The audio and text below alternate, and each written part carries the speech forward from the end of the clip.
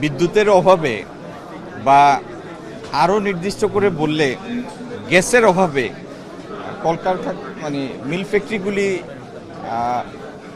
Suffer করছে, এটা তো আর বাস্তবতা, এটা তো আর এখানে দ্বিমত করার কিছু না, এটা সবাই জানি আমরা। এখন প্রশ্নটা হলো এই জায়গা থেকে আমাদের উত্তরণটা কিভাবে সম্ভব। আমি আপনাদের একটা ছোট্ট হিসাব দিয়ে দিই, আগেও আমি দিয়েছি, আবারও হিসাবটা দিই। আমরা এই মুহূর্তে মাটির নিচ থেকে গ্যাস তুলি প্রতিদিন 1700 MMCFD, আর আমাদের দুইটা এফএসআরইউ আছে, যেটা floating FSRU, floating regasification unit, যেটা এলএনজি এনে, এলএনজিটা তো তরল, এটা যখন পাইপে দিবেন তখন এটাকে গ্যাসে কনভার্ট করে পাইপে দিতে হয়। তো এরকম দুইটা ইউনিট আমাদের আছে, যেটার সর্বোচ্চ ক্ষমতা হচ্ছে 1100 MMCFD।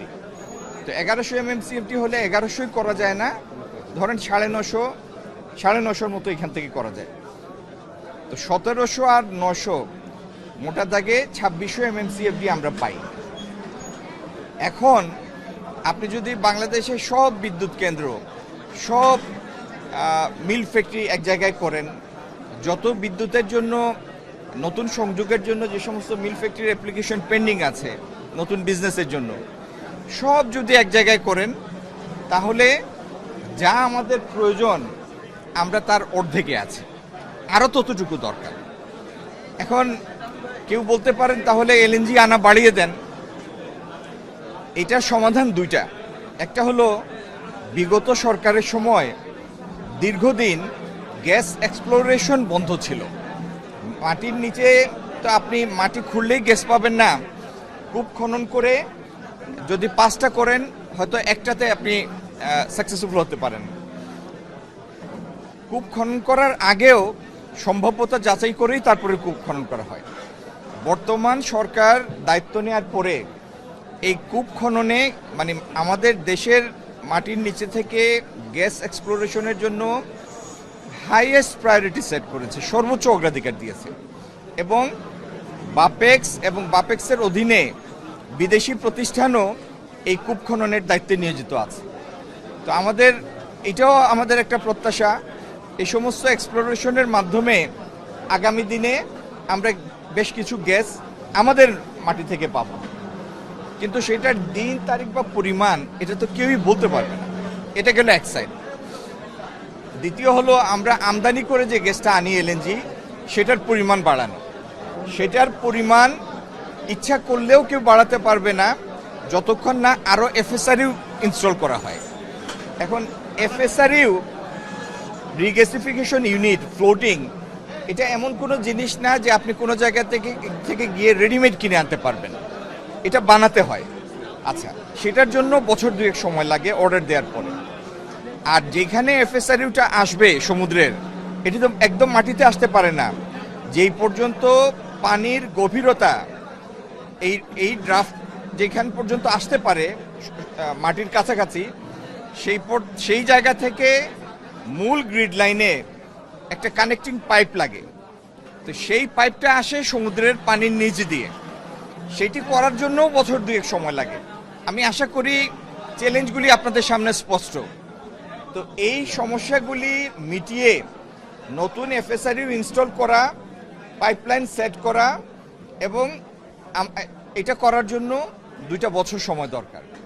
এখন আমাদের মাননীয় প্রধানমন্ত্রী আউট অফ দ্য বক্স একটা উদ্যোগ নিয়েছেন, সেটি হচ্ছে মালয়েশিয়ান গভর্নমেন্টের যে সংস্থা পেট্রোনাস, তাদের মাধ্যমে বড় জাহাজে করে গ্যাস এনে, এলএনজি এনে ছোট ছোট জাহাজে ট্রান্সফার করে সেটি আমাদের বিভিন্ন জায়গায় গ্রিডে মানে রিগ্যাসিফিকেশন ইউনিটের মাধ্যমে গ্যাসে কনভার্ট করে সে সমস্ত জায়গায় দেয়া।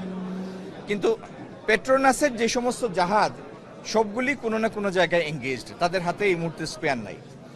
তো মাননীয় প্রধানমন্ত্রী, ওনার নেতৃত্বে জ্বালানি মন্ত্রণালয়, আমরা সবাই এটির জন্য কাজ করছি। আমি ইন্ডাস্ট্রিগুলি সাফার করছে, বাসা বাড়িতে স্বাভাবিক জীবনযাত্রা ব্যাহত হচ্ছে, এর প্রত্যেকটা কথাই সঠিক, এখানে কোনো ভুল নাই। কিন্তু যে পরিস্থিতিটা আমরা পেয়েছি সেটা উত্তরাধিকার সূত্রে পেয়েছি, এই জিনিসটা সবার বুঝতে হবে। আর সিজনালি রিকোয়ারমেন্টটা বাড়ে, যেমন এখন গরমের সময় এখন যে বিদ্যুতের চাহিদা, এটা যদি ডিসেম্বর মাস হতো তাহলে সাবস্টেন্সিয়ালি সেটা চাহিদাটা ডিপ্রেসড হতো, অনেক কমে যেত। আপনি গত বছর এবং যে বছর ফ্যাসিস্ট সরকারের বিদায় নেয় সেই বছরের এই সময়কার লোডশেডিংয়ের স্ট্যাটিস্টিক্সটা নেন।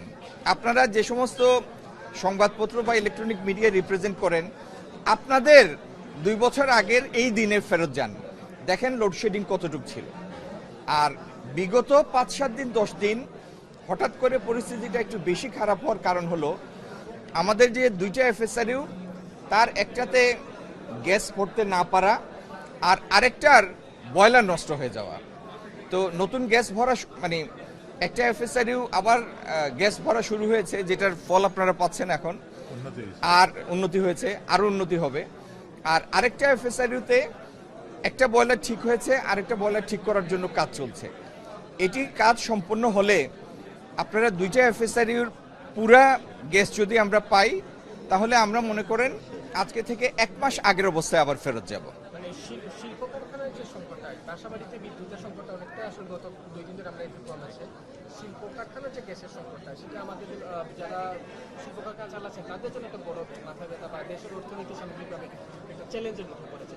সেটি আসলে কবে নাগাদ উন্নতি হতে পারে, আপনার কি মনে হয়? এইটাই তো আপনাকে এতক্ষণ ধরে বর্ণনা করলাম যে আমাদের সামনের চ্যালেঞ্জগুলি কি। এখানে শুধু ইনস্টল ফ্যাক্টরির সাথে সংশ্লিষ্ট কর্মসংস্থানের একটা চ্যালেঞ্জ, তারপরে আমাদের অর্থনৈতিক অগ্রগতির জন্য তো নতুন নতুন বিনিয়োগ দরকার।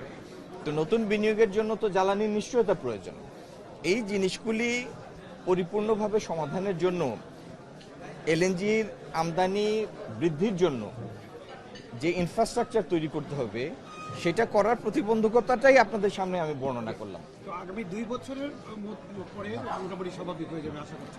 আগামী 2 বছর পরে তো ইনশাল্লাহ স্বাভাবিক হবেই, কিন্তু এই 2 বছরের মধ্যে আউট অফ দি বক্স কোনো কিছু করা যায় কিনা, মানে প্রচলিত ধ্যান ধারণার বাইরে গিয়েও কিছু করা যায় কিনা, সেই জন্য সরকার কাজ করছে। মালয়েশিয়া থেকে যে গ্যাস আমদানি আপনারা পরিকল্পনা হাতে নিয়েছেন, এটা কবে নাগাদ? পরিকল্পনা হাতে আমাদের প্রধানমন্ত্রী কয়েকদিন আগে আপনারা দেখেছেন টেলিফোনে আনোয়ার ইব্রাহিম, মালয়েশিয়ার মাননীয় প্রধানমন্ত্রী আনোয়ার ইব্রাহিমের সাথে টেলিফোনে আলাপ করেছেন। উনি পেট্রোনাস থেকে বড় জাহাজে গ্যাস এনে সেখানে আমাদের বহিঃসমুদ্র থেকে ছোট ছোট মানে ছোট ছোট জাহাজে সেটা ট্রান্সফার করার জন্য শিপ টু শিপ ট্রান্সফার করে এলএনজির পরিমাণ বৃদ্ধি করতে চেয়েছেন। কিন্তু মালয়েশিয়ান সেই ছোট শিপগুলি সবগুলি এঙ্গেজড, অন্যত্র এঙ্গেজড। তো তারপরেও সরকার চেষ্টা করছে এইরকম কোনো একটা সমাধান, আপৎকালীন কোনো সমাধান করে পরিস্থিতির কিছু উত্তরণ করা যায় কিনা সেটা নিয়ে কাজ করছে। যারা গ্যাসের অভাবে সাফার করছেন, যে সমস্ত মিল ফ্যাক্টরি, এটা বাস্তব, কিন্তু এই বাস্তবতাটা আমরা উত্তরাধিকার সূত্রে পেয়েছি এবং এটার উত্তরণের জন্য ইনফ্রাস্ট্রাকচারটা তৈরি করেই এটা থেকে বের হতে হবে। এটা করা ছাড়া বের হওয়ার পথ নাই।